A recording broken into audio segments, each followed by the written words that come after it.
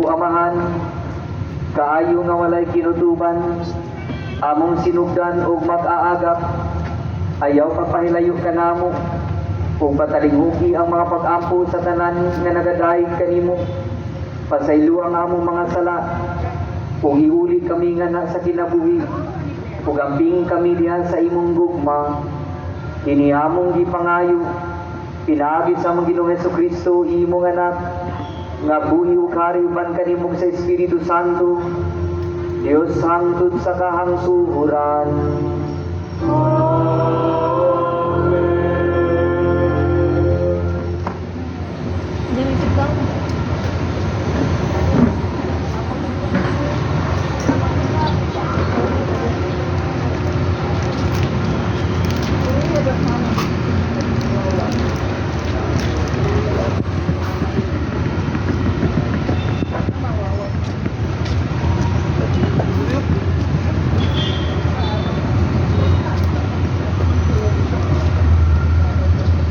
Pagbasa gikan sa basahon ni Propeta Isaías.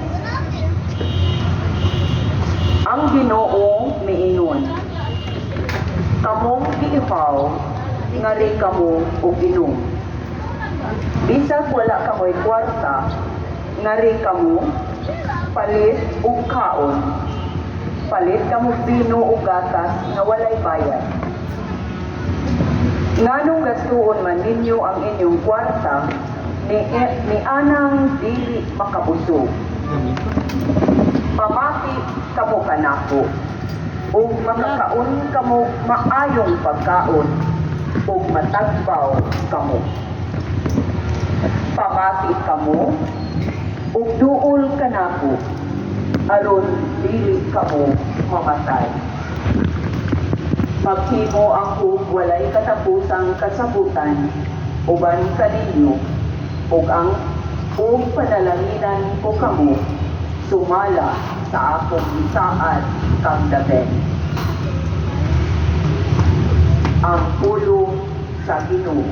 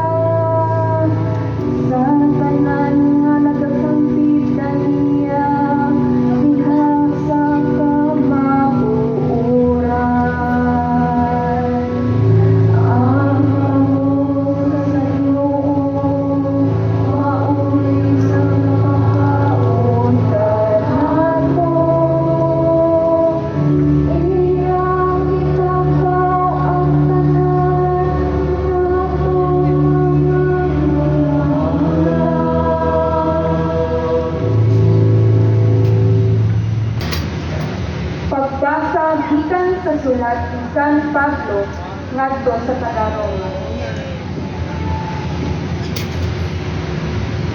Busa, kinsay makapahimulang kanato sa gugma ni Kristo. Ang kasamot ba, ang kalisdanan, ang mga paglutos, ang gutom, ang kakabos, ang katalagman, o ang kamatayon. Dili, hinunua taliwala ni inyong tanan, may himpit kitang kadaugan, pinaagi kaniya nga nahigugma kanato. Kay siguro ako nga walay bisan unsa nga makapahimulang kanato sa iyang gugma. Bisan ang kamatayon, ni ang kinabuhi, ni ang mga anghel, ni ang mga langit ng punuan o mga baho, ni ang mga butang karon ug sa umaabot nga kapanahunan. Bisan ang kalibutan sa itaas o sa ilalom, wala kay bisan unsa sa mga pinuhat nga makapahimulang kanato sa gugma sa Dios nga nanaa nato. Pinaagi sa atong Ginoong Kristo Jesus. Ang pulong sa Ginoo.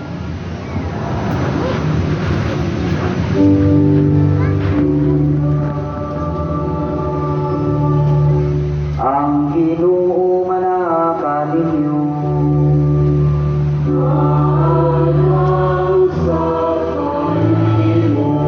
Pagbasa bilang sa Santos nga Ebanghelyo, sumala ni San Mateo.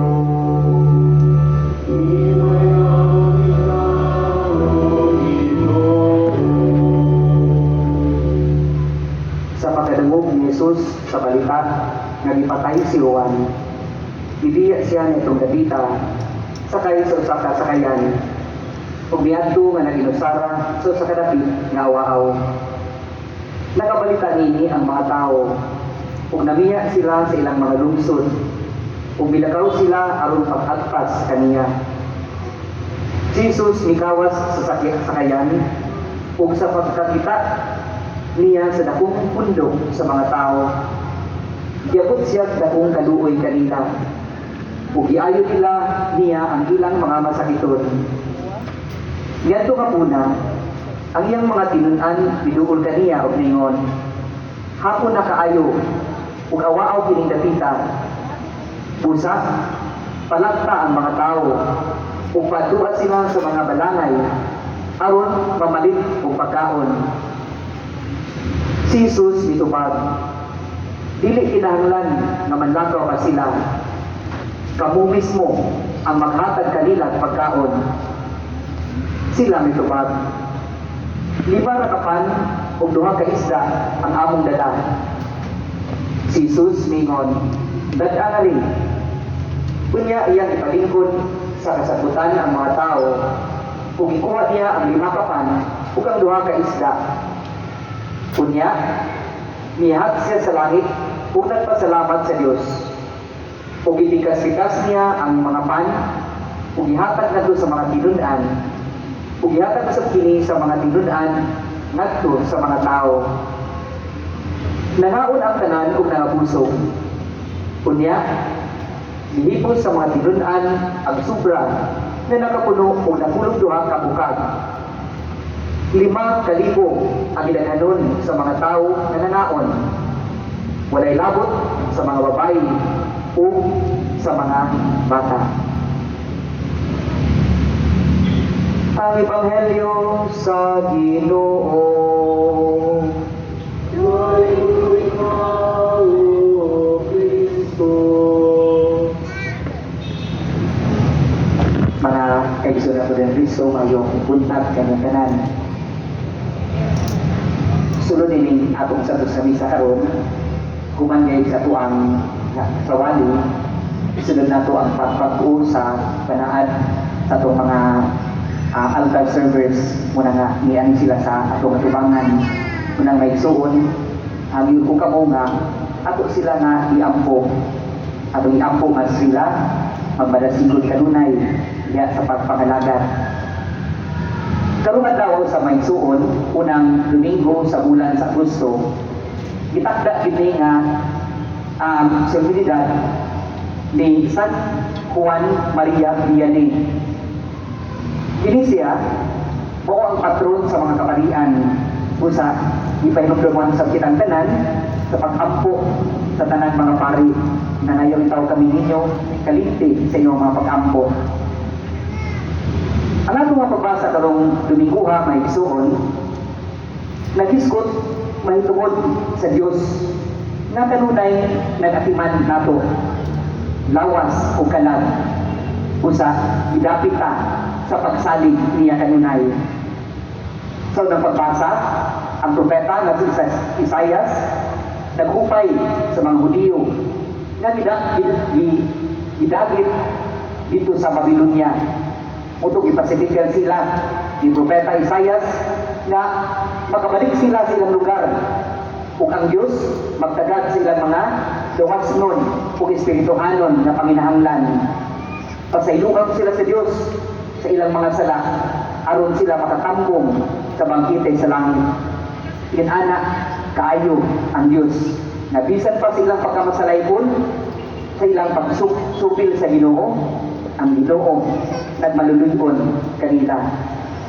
Unya sa atong salmo, ang atong salmista nagingon ang kamot sa Ginoo maoy nagpakaon kanato.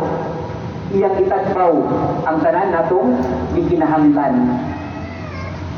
Sa ikaduha nga pagbasa, si San Pablo nagpasabot na dako kayo ang gugma sa Dios alang kanato.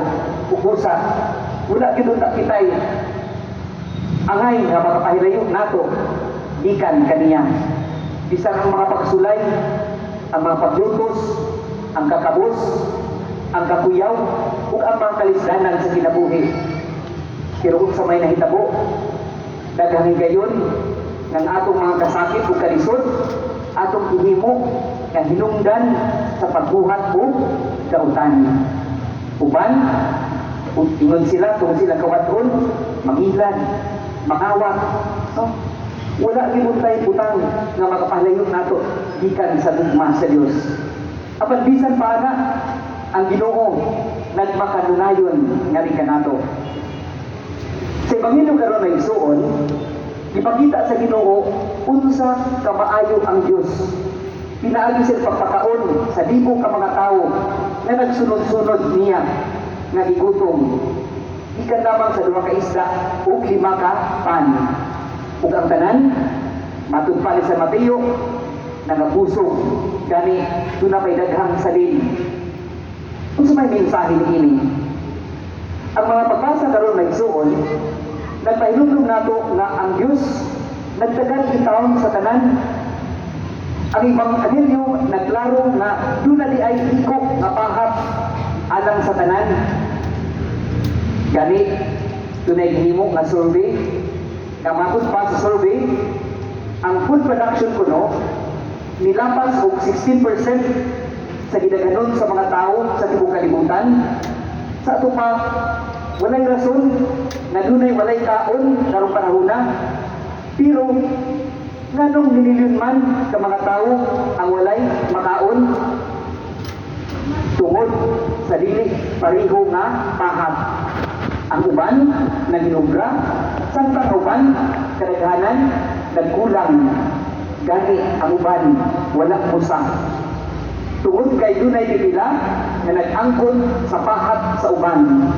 Kanang gitawag nato og unequal distribution of goods.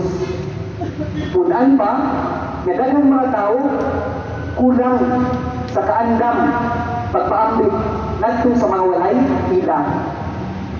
Pero kinsa man ang atong mahayon, usahay mahayon nato ang Ginoo. Unya kadaghanan nato moingon dili na ako problema na sa gobyerno, ila ng problema. Matong palibog dahil 23rd siyang Mater et Padestra igon siya, we all share responsibility for the fact that populations are undernourished. Therefore, it is necessary to arouse a sense of responsibility in individuals, especially among those more blessed with this world's goods. Kung mao ni ang atong challenge, mao ni ang atong habit nga mahimo tang responsable sa uban. Ang ato mga kaigsuonan, ato iayusan sila na tulumagon. Unsa may giingon sa Ginoo sa Ebanghelyo, kamo mismo ang mupakaon nila. Sa ato pa, sila usab mga ato usab na ulima. Nagkaroon kita gitawag sa pag-ambit sa pagkamanggiluyon o kaayon sa Diyos. Ang sulbad sa gutom, naa naman, naa nato, ug labi na sa pipila sa atong mga kaigsunan. Pero, kinahanglan, matigutan o paambit. Bisan kung sa atong nauna, wala tayo ikapaambit. Bisan kung sa kagamay sa atong madulot, dako kayo na ay katabang sa uban. Mula na kita ginawag karon sa pagtabang sa uban. Bisan kung sa taka, abiti sa atong kinabuhi. Ug ang kakulang sa kaandam sa pag-ambit, kung sa may tawag anak, kadaw, kahapon, kung paunay hinungdan, lalo nga daghan ang nagkalison. Daghang mga tao, way kaon, tungod sa kadaw, o kahapon sa tao. Kung paunay milagruha, may suon, ang atong pangayuhon sa Ginoo, nga kita, ug ang tanang tao, mahimong magmanggi hatagon. Mahimong tagita na extension sa kaayo sa Diyos dinhi sa ato ang katilipan. Tinaw